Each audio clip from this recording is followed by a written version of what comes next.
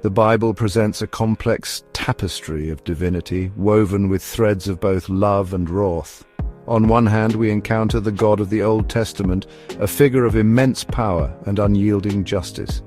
This God demands obedience and metes out punishment with an iron fist. On the other hand, the New Testament introduces us to Jesus, who reveals a God of love, mercy, and forgiveness. This stark contrast has led many to question the true nature of the divine and the relationship between these seemingly disparate aspects of God.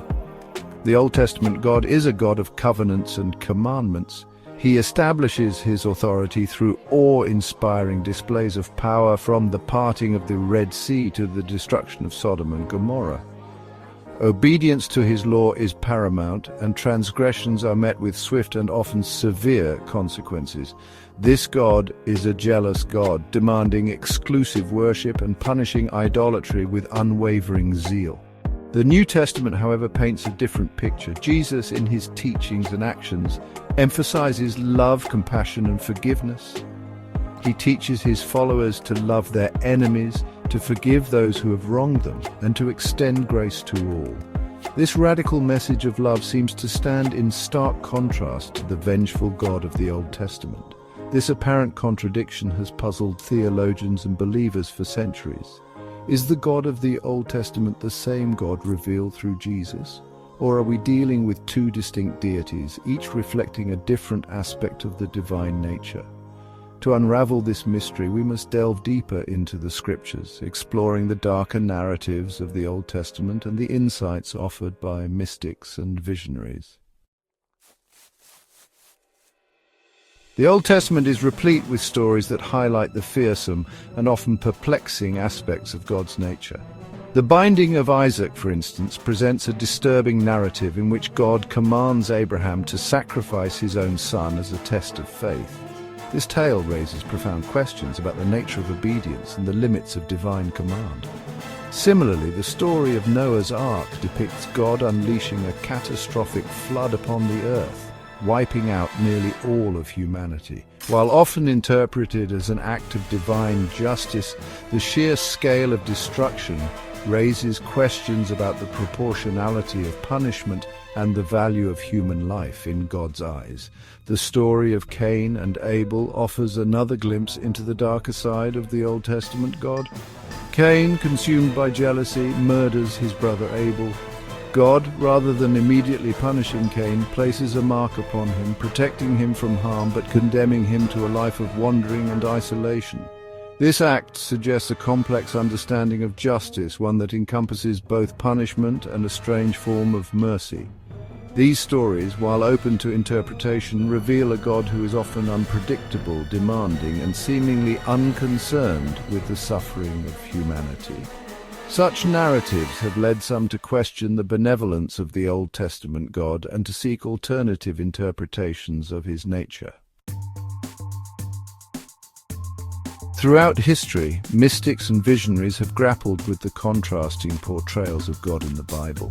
Many have concluded that the God of wrath and vengeance depicted in the Old Testament is not the true God, but a lesser deity, perhaps even a demonic entity masquerading as the divine. The 17th century German mystic Jacob Boehmer, for instance, believed that the God of the Old Testament represented the wrathful aspect of the divine, which he termed the fire of wrath. Boehmer argued that this force was necessary for the purification of the soul, but that it was ultimately subservient to the true God of love and compassion. Similarly, the medieval mystic Meister Eckhart distinguished between the Godhead, the unknowable essence of the divine, and the God of creation, who he believed was a lesser manifestation of the divine. Eckhart taught that true enlightenment involved transcending the God of the Old Testament and embracing the God of love revealed through Jesus. These mystics, while offering different interpretations, shared a common belief that the God of wrath and vengeance was not the ultimate source of goodness and love. They saw the Old Testament narratives as symbolic representations of spiritual truths, rather than literal historical accounts.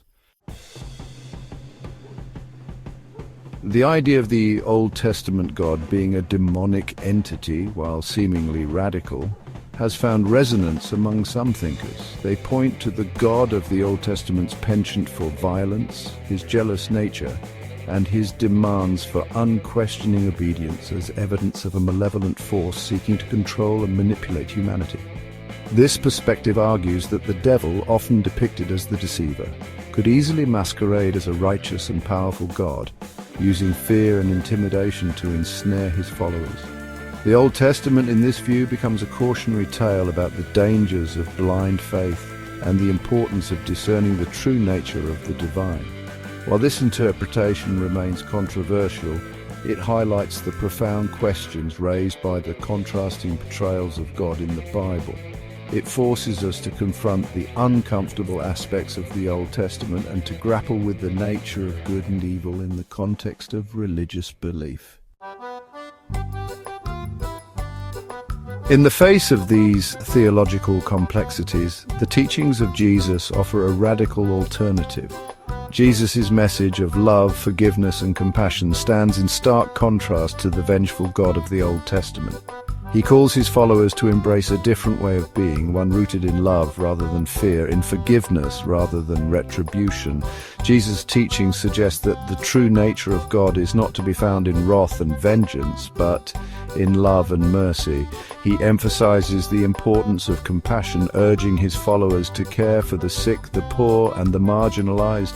His message is one of radical inclusivity, extending grace to all, regardless of their past transgressions. By embodying love and forgiveness in his own life, Jesus offers a compelling alternative to the fear-based religion of the Old Testament. He invites us to see beyond the God of wrath and to embrace the God of love, a God who seeks not to punish but to heal, not to condemn but to redeem. In doing so, Jesus reveals a path to spiritual liberation, one that leads not through obedience to a set of rules, but through the transformative power of love.